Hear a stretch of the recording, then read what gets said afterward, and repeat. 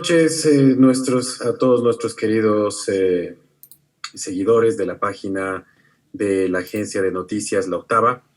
Mi nombre es Amílcar Centeno. Estamos muy felices de retomar este espacio y de nuestro primer programa del 2021 en miras hacia las elecciones subnacionales del 2021.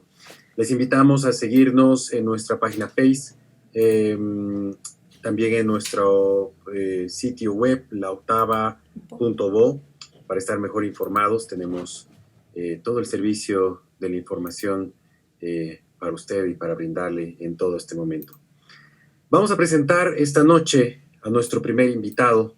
Él es un destacado profesional de la salud, es el doctor Adrián Ávila, presidente de la Sociedad de Medicina Crítica y de Terapia Intensiva. Él ha sido docente, en la actualidad está trabajando precisamente con esto, como todos nosotros sabemos, en esta emergencia por el coronavirus y por el COVID. Nos va a mostrar un panorama de la situación de la salud en esta segunda ola. Le saludo fraternalmente, doctor Adrián Ávila. Muy bienvenido a Bolivia Escucha. Muchas gracias, Amílcar. Muy honrado por la invitación y sin duda momentos muy críticos que está viviendo el país. Sin duda, la Sociedad Boliviana de Medicina Crítica, un 10 de marzo, cuando habían aparecido los primeros 2 casos en Oruro y en Santa Cruz, ya había alertado a las autoridades en todo el pueblo boliviano de que condiciones en nuestro sistema de salud no la teníamos. Y nosotros a nivel nacional habíamos hecho un censo rápido de las camas equipadas en terapia intensiva que teníamos antes de la pandemia, porque recordarán que esto ya estaba en China, en Wuhan, ya en el mes de diciembre. Y aquí aparecieron los 2 primeros casos el 10 de marzo, casi 4 meses después, ¿no es cierto? Entonces, ya la escalada de casos en Europa, pues en Norteamérica, Centroamérica, pues finalmente llegó a nuestro país. Y pues nosotros ya teníamos la información de que realmente esta pandemia ya atacaba la parte pulmonar, requería mucho soporte en las unidades de terapia intensiva, motivo por el cual nosotros ya arrojábamos algunas cifras. Por ejemplo, de acuerdo a la Organización Mundial de la Salud, por cada 10,000 habitantes debería haber una cama equipada en terapia intensiva. Somos más o menos 11.6 millones de habitantes. Si hacemos rápidamente pues una conversión, deberíamos tener 1,160 camas. Imagínate, antes de la pandemia estábamos con 490 camas. Pero ¿qué es lo grave? Estas camas están destinadas para pacientes que requieren terapia intensiva en complicaciones, por ejemplo, de un embarazo, quirúrgicas, de diabetes, de pacientes renales, trauma cráneoencefálicos, politraumas. No estamos hablando de esta pandemia, porque en esta pandemia, del 100% de las personas que tienen esta enfermedad, o que se han contagiado, o que nos vamos a contagiar, como no hay una vacuna al momento, todos nos vamos a llegar a contagiar en algún momento, pero no todos nos vamos a complicar. Entonces, este es un mensaje muy importante. Del 100% de la población, un 80% probablemente lo supere, como en la primera ola común, resfrío común. Malestares generales, dolor muscular, dolor en la garganta, fiebre, pues dolor dorsolumbar, algunos anosmia, ageusia, no sentían bien los olores, pero este 80% ha superado esta enfermedad a raíz de su sistema inmunológico, ¿no es cierto?, inicialmente adaptativo con el que nacemos, innato con el que nacemos y luego se torna adaptativo. ¿Quién no se ha enfermado? Muchos lo hemos hecho y nuestro sistema inmunológico adaptativo ha aplacado.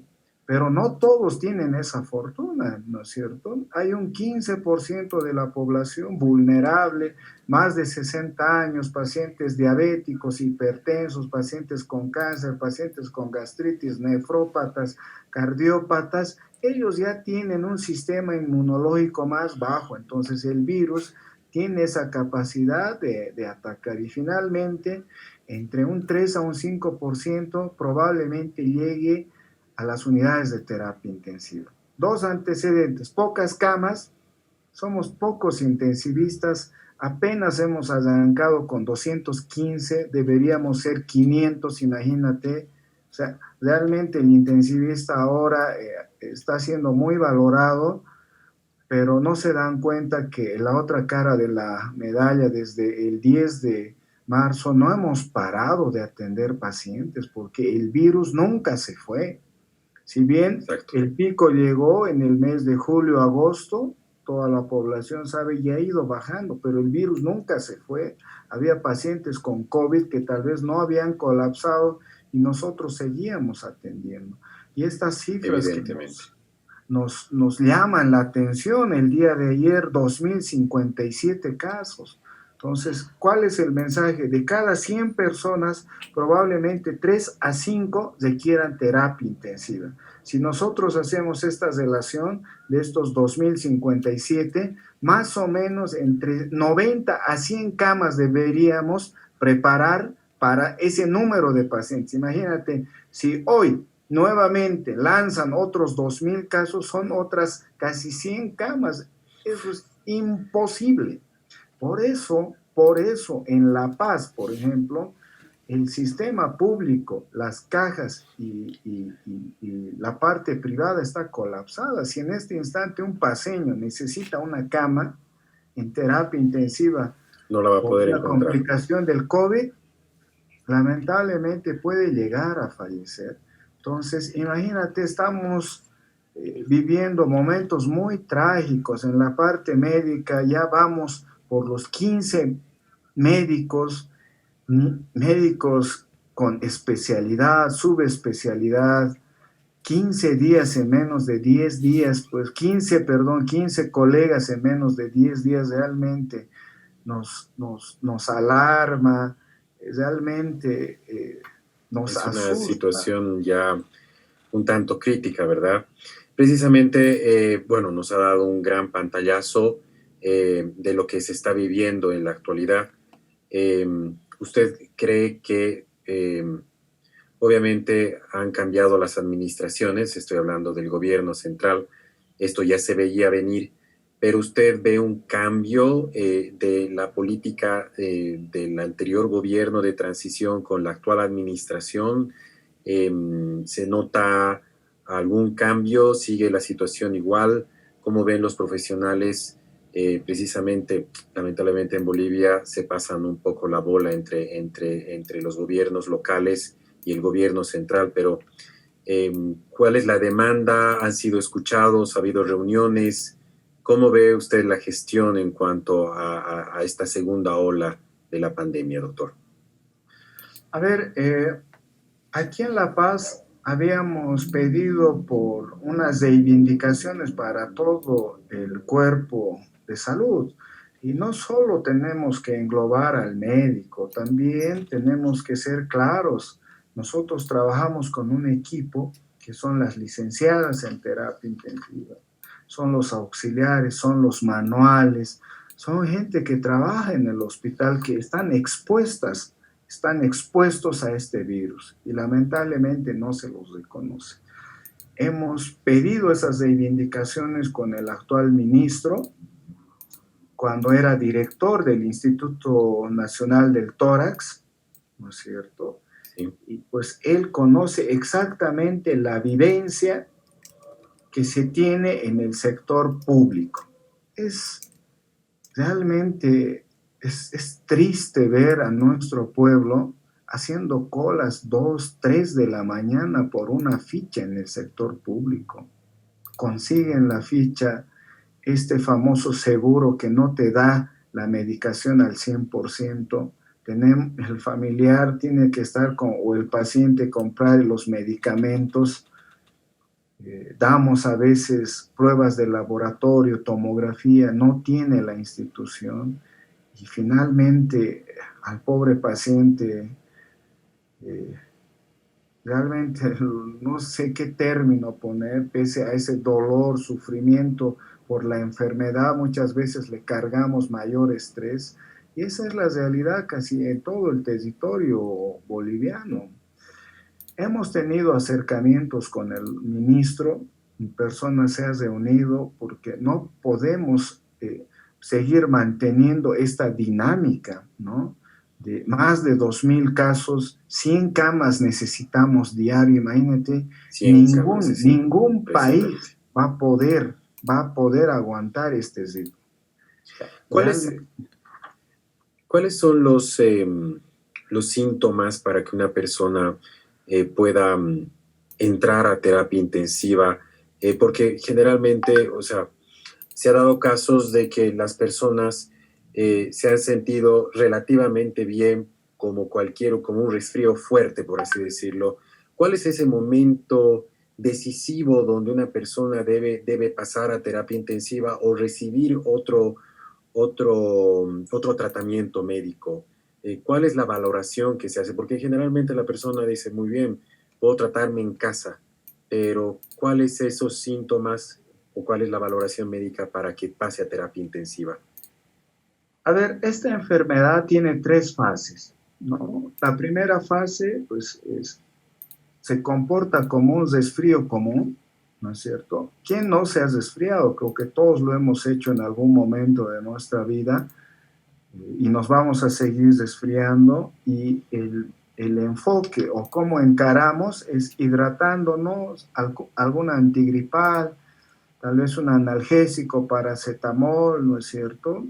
Y esperar, ¿no es cierto?, que el organismo empiece a desarrollar tus defensas, pero tiene todo un límite, ¿no es cierto? Un comienzo, un pico y va descendiendo. Y esto más o menos son 7 días. A 7 días. partir del séptimo día, tú ya deberías sentirte mejor, ya no fiebre, ya no dolor, ya no analgésicos. Pero no todos. Yo le había explicado que el Sí, 80% de la población está en ese grupo y desafían gente joven que dice, a mí no me hace nada de acuerdo. Puede que esté en ese gran número, en ese gran porcentaje, ¿no es cierto? Pero lo que ellos no saben, que ellos pueden contagiar a un sector vulnerable. Ya en la fase 2, esto es muy, muy importante que la población entienda. En la fase 2 se divide en A y en B. En la fase 2 prácticamente todo este malestar se enfoca en el pulmón. Prácticamente una persona, el virus tiene una apetencia por el pulmón, se va multiplicando en las unidades funcionales que se llaman alvéolos, se van multiplicando los virus hasta que estalla y van prácticamente diseminándose en todo el pulmón. Lo primero que empieza a tener es la, la oxigenación baja, nosotros le llamamos la saturación baja.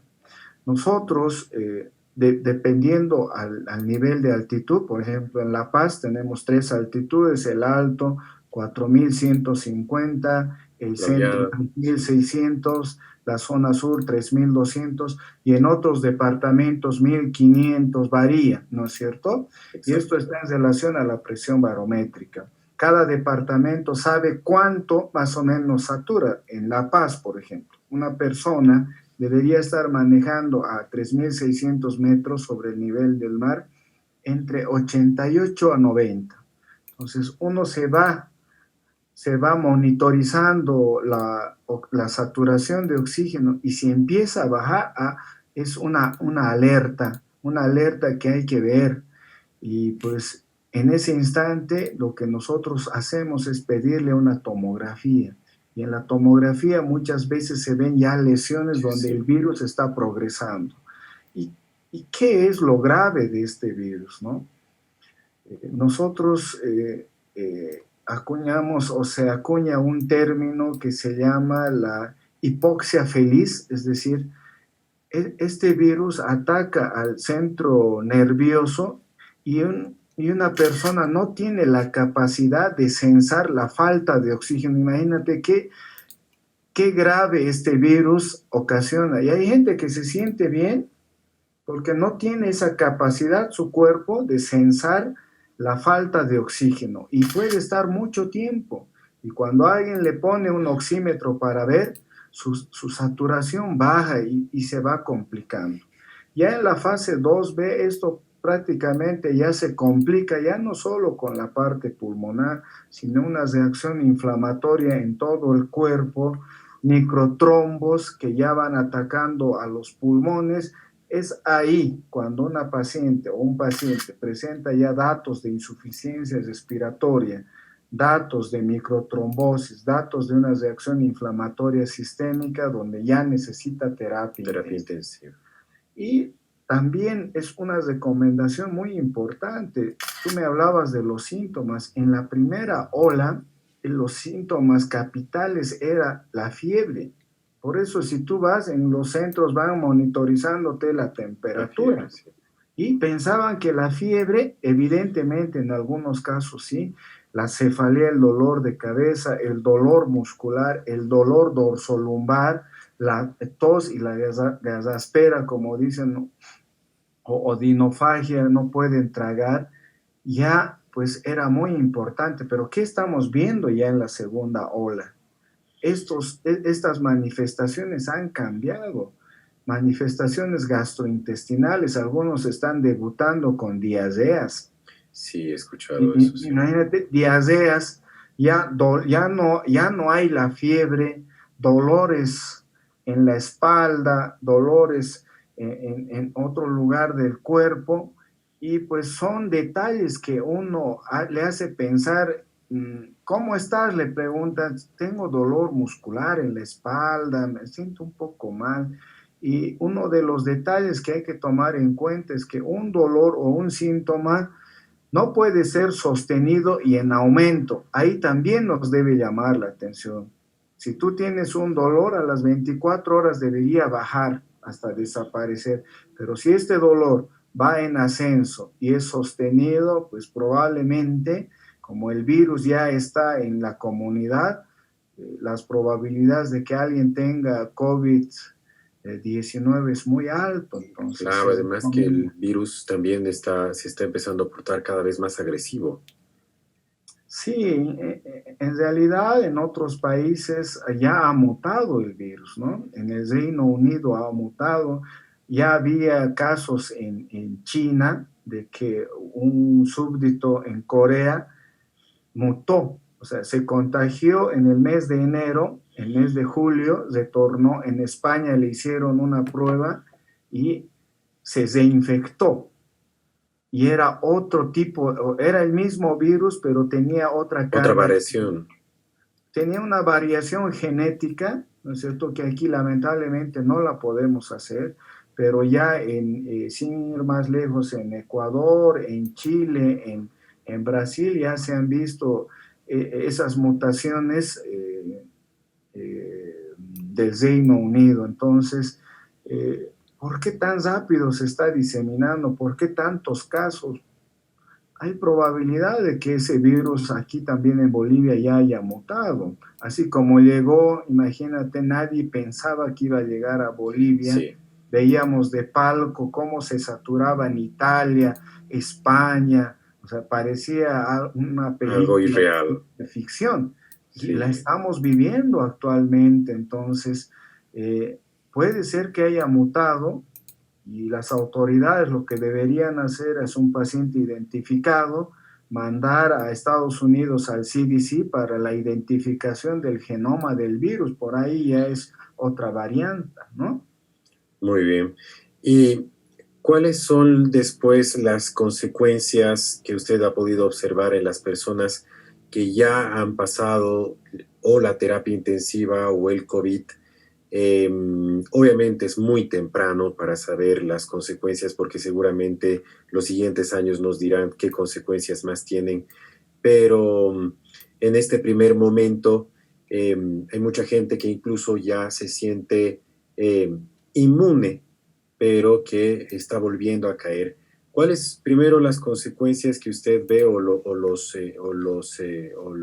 que queda después en el paciente y si esto también puede tener una inmunidad a largo plazo? Sí, o sea, miren, ya se ha estudiado ampliamente este virus SARS-CoV-2 en el mundo. Nosotros somos el país que menos hace investigación. Estamos queriendo investigar, queriendo, digamos, descubrir la pólvora cuando en otros países hacen ciencia, ¿no? Las complicaciones ya se han descrito y van desde la parte pulmonar. Este virus lamentablemente deja cicatrices en el pulmón. ¿Y cuál es esa cicatriz? Las fibrosis pulmonares. Pulmón prácticamente se expande como un globo, ¿no es cierto? Vuelve a su tamaño normal, pero la fibrosis implica que ha perdido esta capacidad de distenderse y le cuesta respirar ya al paciente. Es una de las complicaciones. La otra complicación que estamos viendo son las tos frecuente, tos sostenida, que nunca le pasa. También pueden ser secuelas en la parte pulmonar. Capacidad de ya no respirar como antes lo hacías, expandías tu tórax, ahora con menor te agitas rápidamente, eso se llama disnea. Entonces, esas son secuelas en la parte pulmonar. En la parte cardíaca también hay que mencionar que este virus no solo se va al pulmón, también tiene receptores en toda la economía del cuerpo humano y en el corazón, claro que sí, pues desde el Hasta crecimiento del cuestiones corazón. neuronales también, ¿no? Claro, de hecho, la parte neurológica deja secuelas desde psicosis, no puedes dormir bien. Los que hemos padecido, en mi caso yo estaba a punto de entrar a terapia intensiva porque ya estaba en la fase 2B. Imagínate que yo pensé que era un resfrío, mi hijito se resfrió con Ya. rinosdera típico. Entonces voy, a mí lo que manifestaba era el dolor dorsolumbar, me dolía la espalda. Decía a mi esposa, me duele. No, pero tranquilo, está, yo te veo bien. Bueno, seguía yendo a trabajar. Me hago una prueba rápida. Tú sabes que pocos acceden al PCR en tiempo real, ¿no? Pese a que yo tengo mi seguro, estaba colapsado. Me hago la prueba y me sale negativo, todavía en test de ELISA.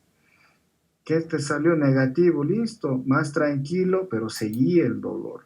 Cuando me hago una tomografía, realmente mi pulmón en un 60% destruido. Y realmente ahí empieza una psicosis porque una vez que entras a terapia intensiva, las probabilidades de mortalidad, de fallecer es alto. De hecho, Claro. de 100 entre 2 a 5 sobreviven. Imagínate, hay una alta mortalidad. Entonces, eso es una de las cosas que se debe tomar en cuenta, no subestimar.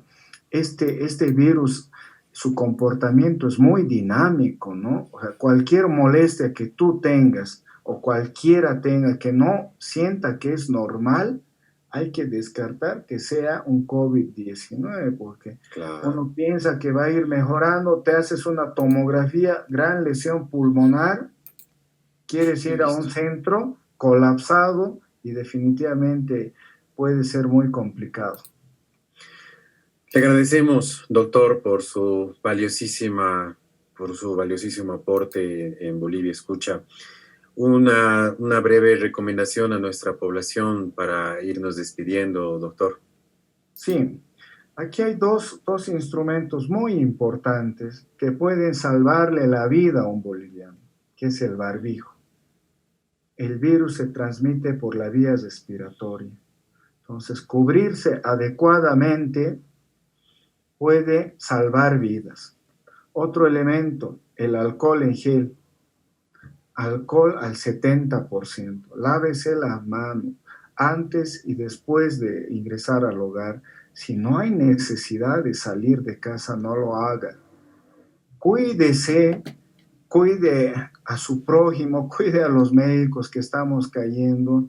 No va a haber personal que reemplace ese lugar, va a mermar la atención de un boliviano, y cuide a un sector vulnerable que son nuestros viejitos, nuestros papás, porque cualquiera de nosotros con estas cifras que necesite más adelante camas equipadas en terapia intensiva, no las va a obtener.